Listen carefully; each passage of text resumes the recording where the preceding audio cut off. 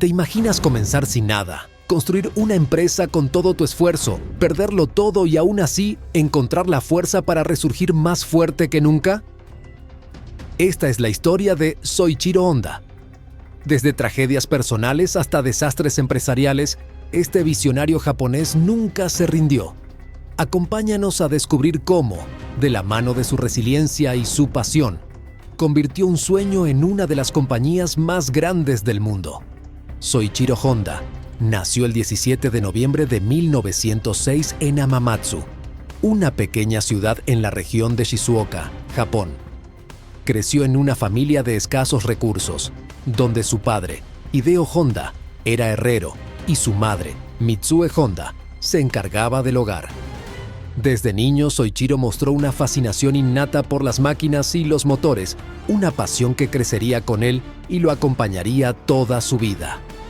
Sin embargo, su camino hacia el éxito estuvo marcado por una serie de desafíos personales y familiares que forjarían su carácter. La pobreza que rodeaba a la familia Honda fue un factor crucial en los eventos que marcaron su infancia. Soichiro vivió la tragedia de perder a sus dos hermanos mayores, porque la familia no tenía acceso a los cuidados médicos adecuados. En un Japón rural y empobrecido, los recursos eran escasos, y las enfermedades que en muchos lugares hubieran sido tratadas con facilidad, allí se cobraron vidas. Primero, su hermano mayor murió cuando Soichiro tenía apenas 5 años, debido a una enfermedad que no pudo ser tratada a tiempo. Más tarde, su hermano menor fallecería también, de forma trágica, por causas similares. Estas pérdidas afectaron profundamente a Soichiro y se convirtieron en un dolor que no solo le pesaba, sino que también alimentaba su deseo de cambiar su destino y el de su familia. Cuando Soichiro tenía 15 años, su vida dio un giro importante. En su ciudad natal, vio por primera vez un Ford T, el famoso automóvil de la época, cuya producción masiva había revolucionado la industria automotriz mundial. El impacto de ese momento fue profundo. El sonido del motor y la estructura del coche le parecieron una maravilla de ingeniería, algo completamente ajeno a su realidad cotidiana. Para él, este automóvil no solo representaba una máquina, sino un símbolo de lo que podría ser posible si alguna vez lograba comprender el funcionamiento de esos motores. Desde ese instante, Soichiro se comprometió a entender el mundo de los vehículos, a tal punto que decidió que algún día trabajaría para cambiar la forma en que las personas se movían. A pesar de que sus estudios fueron limitados debido a la pobreza de su familia, Soichiro encontró una forma de acercarse a su sueño. A los 15 años, comenzó a trabajar como aprendiz en un taller de reparación de bicicletas, ubicado en la ciudad de Hamamatsu. En ese taller, Soichiro desarrolló sus primeras habilidades técnicas. Aprendió el arte de reparar bicicletas, lo que le dio una sólida base en mecánica, aunque su verdadera pasión seguía siendo los motores. Sin embargo, el trabajo en el taller tuvo un impacto negativo en su rendimiento escolar. Debido a las largas horas de trabajo, Soichiro comenzó a ausentarse de la escuela y, como resultado, sus calificaciones cayeron considerablemente. Pasaba sus tardes reparando bicicletas en lugar de estudiar, lo que afectó su rendimiento en las materias académicas.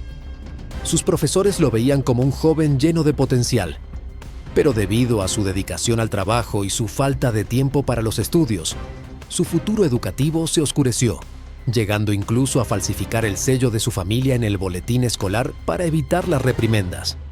Soichiro Honda sabía que para alcanzar su sueño debía ir a Tokio, donde las oportunidades para aprender sobre mecánica eran mucho mayores que en su ciudad natal, Hamamatsu. Sin embargo, no contaba con los recursos para costear su viaje. En un arranque de determinación, decidió escribir una carta a Yuzo Sakakibara, el dueño de Art Shokai, uno de los talleres más prestigiosos de Japón. En ella, expresó su pasión por la mecánica y su voluntad de trabajar incansablemente, a pesar de no tener formación académica en el campo.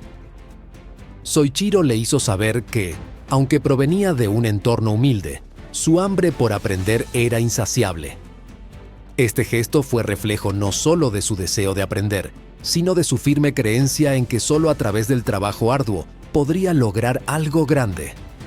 En su mente, la única opción era perseguir su sueño, sin importar lo que fuera necesario. No le importaba dar un paso que podría parecer un retroceso, incluso si eso significaba dejar atrás su hogar y su familia, que ya tanto había significado para él. La carta fue un golpe de suerte. La respuesta de Sakakibara llegó y, para su sorpresa, le ofreció la oportunidad de viajar a Tokio. Soichiro dejó de lado los estudios y la vida que conocía para tomar las riendas de su destino. Sin embargo, lo que encontró al llegar a la capital no fue exactamente lo que había imaginado. En lugar de ser recibido como un aprendiz en el taller, el joven Honda comenzó trabajando en una posición mucho más humilde. Se convirtió en sirviente en la casa de Art Shokei. Su trabajo consistía en tareas domésticas como limpiar la casa y cuidar al hijo del dueño del taller, mientras éste se dedicaba a su oficio. Aunque este puesto no era lo que había soñado, Soichiro entendió que era su forma de ganarse la confianza de su empleador. Su visión a largo plazo era clara. La oportunidad de aprender sobre motores estaba al alcance, aunque tuviera que trabajar desde lo más bajo para conseguirla. Años más tarde, recordaría que aceptó este trabajo en parte por vergüenza, pues no quería regresar a su casa como un fracasado. Aunque el comienzo fue modesto, Soichiro nunca perdió de vista su objetivo: aprender sobre la mecánica. A medida que pasaba el tiempo, la demanda en el taller creció, y al no dar abasto, Sakakibara se dio cuenta de la dedicación y el esfuerzo de Soichiro, quien no solo cumplía con sus tareas domésticas, sino que también aprovechaba cada oportunidad para aprender sobre los motores y la maquinaria que tanto le apasionaban. Reconociendo su pasión y disposición, Sakakibara decidió llamarlo para trabajar en el taller como aprendiz, dándole finalmente la oportunidad de sumergirse de lleno en el mundo de los motores. Bajo la tutela de Sakakibara, Soichiro aprendió no solo mecánica, sino también cómo funcionaba el mundo empresarial. Art Shokei no era un simple taller. Reparaba bicicletas, motocicletas y hasta automóviles, que en la década de 1920 eran un verdadero lujo en Japón. Las marcas más comunes en aquel tiempo incluían los vehículos americanos como Ford Modelo T y europeos como Austin 7. Aunque el acceso a estos coches era limitado, los clientes ricos confiaban en Sakakibara para repararlos, y Soichiro observó cada tornillo, engranaje y proceso. En 1924, cuando apenas tenía 17 años, Honda vivió una experiencia que marcaría su destino. El campeonato japonés de automóviles se organizó en un circuito de tierra improvisado. Sakakibara le pidió que participara como ingeniero de apoyo mientras su hermano corría. Honda diseñó y ajustó meticulosamente el motor y el chasis del vehículo. El esfuerzo dio frutos. Lograron el primer lugar. Esa victoria no solo le dio confianza, sino que encendió en él un deseo ferviente de crear vehículos más rápidos y potentes. En 1926, Honda fue reclutado por el ejército japonés. Sin embargo, un examen médico reveló que era daltónico y fue rechazado. Aunque otros habrían sentido decepción, Soichiro lo tomó como una oportunidad para seguir adelante con su carrera en la mecánica.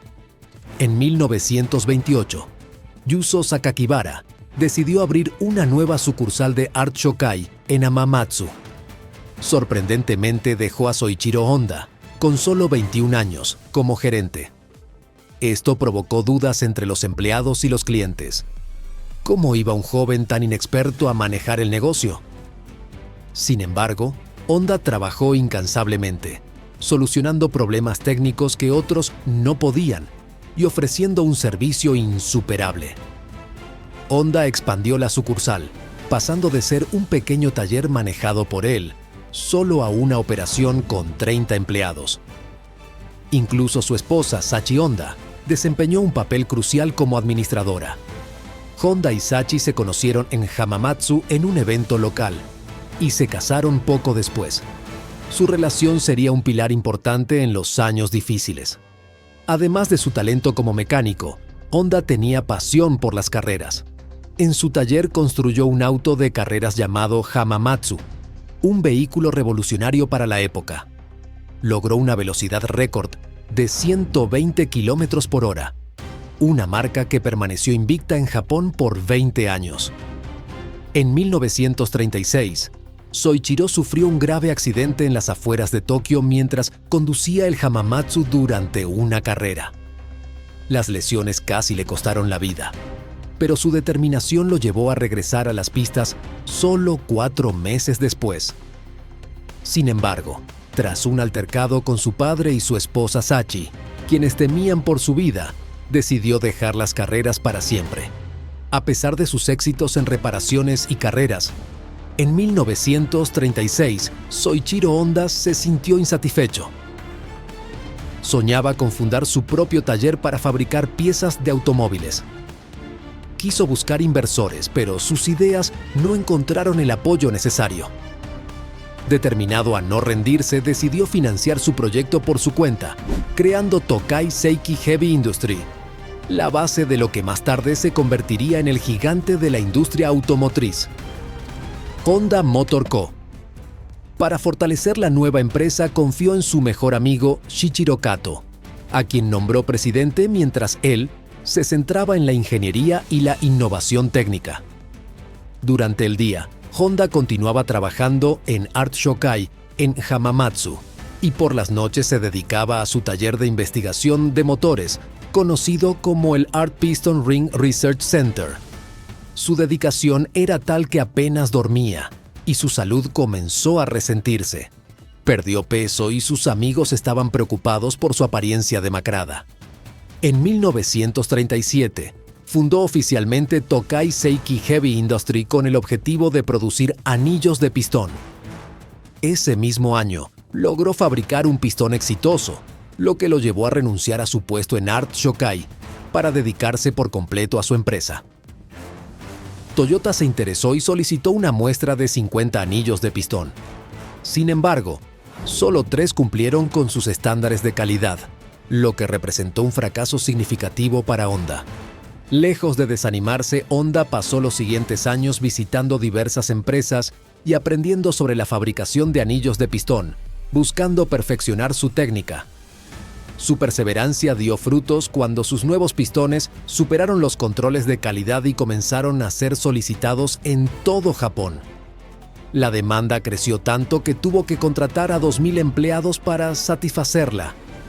Todo parecía ir viento en popa para Soichiro Honda, hasta que el mundo se vio envuelto en la tormenta imparable de la Segunda Guerra Mundial. En aquel momento, Japón se encontraba sumido en un esfuerzo bélico descomunal. La nación, bajo el control militar, exigía todo recurso posible para sostener su participación en el conflicto. Los hombres jóvenes, incluidas muchas de las manos expertas que habían ayudado a Tokai Seiki a florecer, fueron llamados a la guerra. El sonido de las máquinas en la fábrica comenzó a ser reemplazado por el eco vacío de un taller cada vez más despoblado. Tokai Seiki, al igual que muchas industrias privadas de Japón, pasó a estar bajo el control del Ministerio de Municiones, que dictaba qué producir y cómo operar. Honda, que había luchado con dedicación para construir su empresa, vio cómo su autoridad se diluía. En un giro amargo, Toyota adquirió el 40% de las acciones de Tokai Seiki, desplazándolo de la presidencia a un rol secundario como director gerente senior. Para alguien con el espíritu independiente de Soichiro Honda, este hecho fue un golpe a su alma emprendedora. La guerra transformó a Japón en un campo de sacrificios constantes. Las ciudades industriales y fábricas clave eran objetivos predilectos de los bombardeos estadounidenses, que azotaban la nación en una campaña estratégica conocida como Operación Meeting House. En 1944, el devastador rugido de los aviones B-39 llegó hasta la planta principal de Yamashita de Tokai Seiki. Un bombardeo directo convirtió años de trabajo en una pila de escombros humeantes. Las llamas devoraron no solo el edificio, sino también los sueños y esperanzas de quienes dependían de su funcionamiento. como si el destino buscara probar aún más a Honda. En enero de 1945, la planta de Itagua fue víctima del terremoto de Mikawa, uno de los más destructivos registrados en ese periodo. El colapso dejó la instalación inutilizable. Las máquinas se detuvieron por completo, y con ellas, cualquier posibilidad de continuar produciendo. Honda quedó frente a un panorama desolador. Su empresa había sido aplastada no solo por la guerra, sino también por la propia tierra que le dio origen. Mientras tanto, Japón se encaminaba hacia el abismo. Las bombas incendiarias consumían ciudades enteras, y la nación se enfrentaba al hambre y la desesperación. Finalmente, los días más oscuros llegaron en agosto de 1945, con el bombardeo atómico de Hiroshima y Nagasaki, actos que sellaron la rendición incondicional del país el 15 de agosto de 1945. Las heridas de la guerra eran profundas y visibles por toda la nación. Una población derrotada, infraestructura en ruinas y un futuro incierto para los millones que habían sobrevivido. Para Honda, esta serie de eventos marcó un punto de inflexión en su vida. Consciente de que no podía reconstruir Tokai Seiki bajo estas condiciones, decidió vender los restos de la empresa a Toyota por 450,000 yenes. Soichiro Honda publicó un aviso público anunciando que se tomaría una pausa. Declaró que con Japón en ruinas y habiéndolo perdido todo, era el momento de replantearse el futuro. Era 1945 y el país estaba al borde del colapso. Japón, derrotado y humillado, enfrentaba una profunda depresión económica. No había gasolina para conducir coches, la comida estaba estrictamente racionada, y el paisaje urbano reflejaba los estragos de la guerra. Honda, al igual que millones de japoneses, sentía el peso de esta realidad. Pero como siempre, su ingenio buscaba soluciones en medio del caos. Un día, mientras exploraba los desechos del conflicto, se encontró con un pequeño motor generador del ejército imperial japonés, usado durante la guerra para alimentar radios inalámbricas. Fascinado por su diseño compacto y funcional, Honda decidió desmontarlo para entenderlo mejor. A medida que exploraba sus engranajes y pistones, una idea revolucionaria comenzó a formarse en su mente. ¿Qué pasaría si acoplaba este motor a una bicicleta? Sabía que Japón necesitaba desesperadamente un medio de transporte asequible y eficiente. A diferencia de Europa, donde las motocicletas ya eran populares, en Japón casi no existían. Este vacío en el mercado era una oportunidad. En 1946, Honda utilizó todo el dinero de la venta de Tokai Seiki para fundar el Honda Technical Research Institute en un pequeño taller de Hamamatsu. Allí, con un equipo modesto y trabajando interminables jornadas, desarrolló su primer producto, el motor tipo A, un pequeño motor auxiliar diseñado para bicicletas. Este invento, conocido como la motocicleta del pueblo, se convirtió en el primer paso hacia algo mucho más grande. En 1948, con las cicatrices de la guerra aún visibles en el país, Honda fundó formalmente Honda Motor Co. Su visión era clara: ayudar a movilizar al pueblo japonés mediante una tecnología accesible, eficiente y económica. Sin embargo, los recursos eran escasos. Para financiar su idea, envió cartas a 18,000 tiendas de bicicletas en Japón, explicando su concepto y pidiendo apoyo financiero. Increíblemente, unas 3,000 tiendas respondieron positivamente, confiando en su propuesta y ofreciendo apoyo económico. En 1949, Honda presentó el modelo D, una motocicleta más robusta y avanzada que el motor tipo A. Aunque técnicamente impresionante, el modelo D era demasiado grande y pesado para los estándares de la época, lo que resultó en un fracaso comercial. Sin embargo, este revés no desanimó a Honda, lo inspiró a perfeccionar su diseño.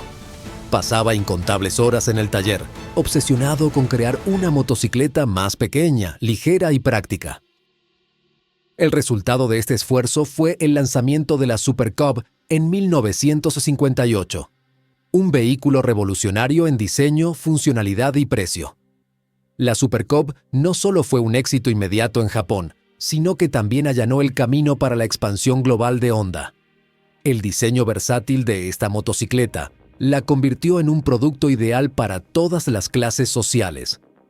Poco después, Honda recibió el Premio del Emperador, un prestigioso reconocimiento a la innovación y excelencia industrial. Pero Honda no se detuvo allí. La empresa comenzó a enfocarse en las competiciones de motocicletas como una forma de probar su tecnología y ganar prestigio internacional. Aunque su debut en una carrera internacional en 1954 fue un fracaso, Soichiro no se dejó intimidar. Estudió a los competidores europeos, analizó cada aspecto de sus diseños y estrategias y volvió más fuerte.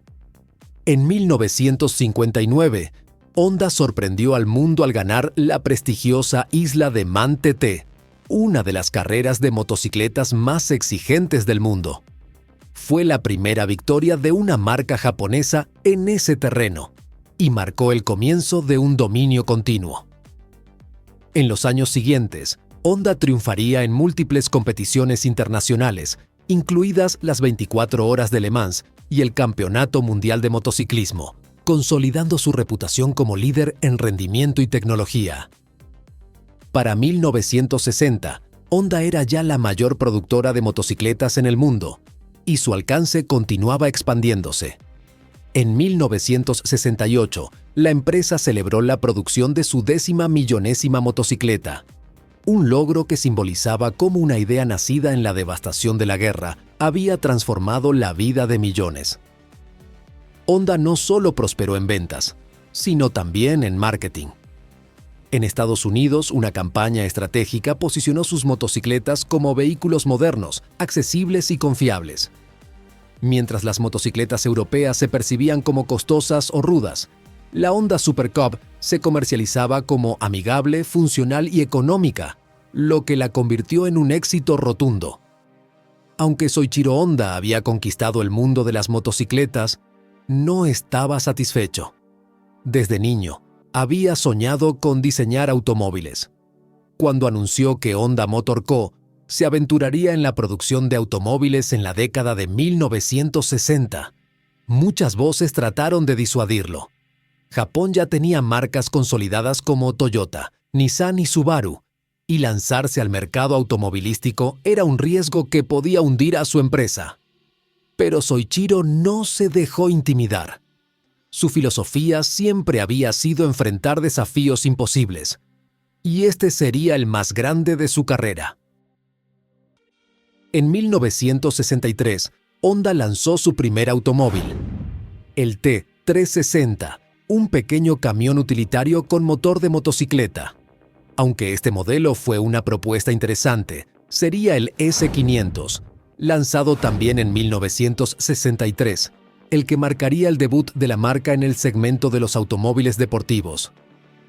El S500, un vehículo de altas prestaciones, no tuvo un éxito rotundo en ventas, pero dejó claro que Honda tenía el potencial para competir en este mercado.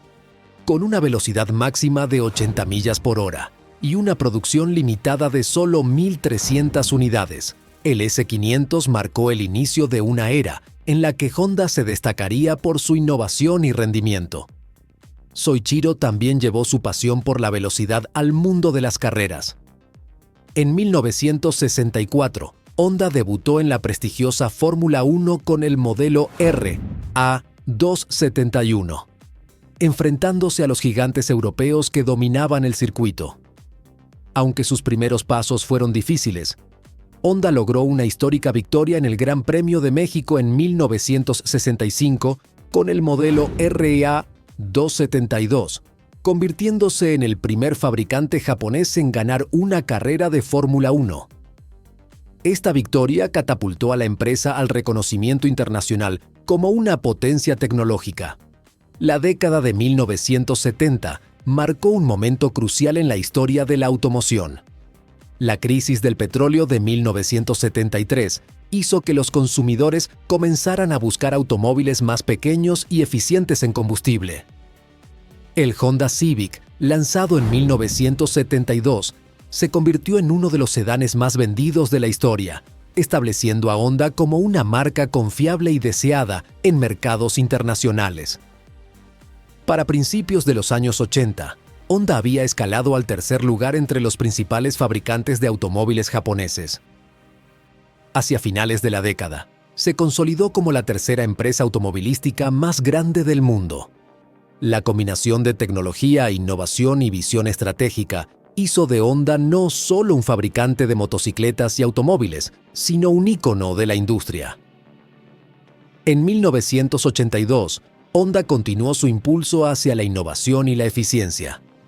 Ese año, el Civic, ya consolidado como un éxito global, adoptó mejoras significativas. La innovación técnica más destacada fue su motor con el sistema de combustión Vortex compuesto, CVCC, que ofrecía una alta eficiencia de combustible mientras reducía las emisiones contaminantes. Este avance no solo consolidó al Civic como líder en ventas, sino que también ayudó a Honda a cumplir con las estrictas regulaciones de contaminación que comenzaban a imponerse en Estados Unidos.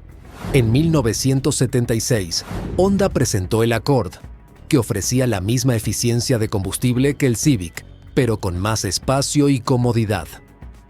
Ese mismo año, Honda se convirtió en la primera empresa automotriz japonesa en abrir una planta de producción en Estados Unidos, rompiendo barreras y fortaleciendo su presencia global. Modelos como el Civic y el Accord continuaron liderando las ventas en mercados clave, mientras que en las pistas de carreras, Honda reafirmó su dominio, ganando múltiples campeonatos en Fórmula 1 durante las décadas de 1980 y 1990. En 1973, Soichiro Honda se retiró oficialmente de su rol activo en la empresa, dejando la presidencia en manos de Takeo Fujisawa, su socio y aliado clave en la expansión global de Honda. Aunque ya no dirigía la empresa, Soichiro siguió siendo una figura influyente y un mentor para las nuevas generaciones de ingenieros y diseñadores de Honda. Soichiro Honda falleció el 5 de agosto de 1991, dejando un legado inmenso en la ingeniería, la industria automotriz y el deporte motor. Su espíritu de innovación y su determinación para superar los desafíos son recordados como la esencia de lo que representa Honda. ¿Y tú? ¿Crees que, a pesar de las caídas, podemos llegar al éxito si nunca dejamos de luchar por nuestros sueños? Cuéntanos en los comentarios. Si te ha inspirado esta historia, no olvides darle like y suscribirte para ayudarnos a seguir compartiendo historias inspiradoras. Hasta la próxima, amigos.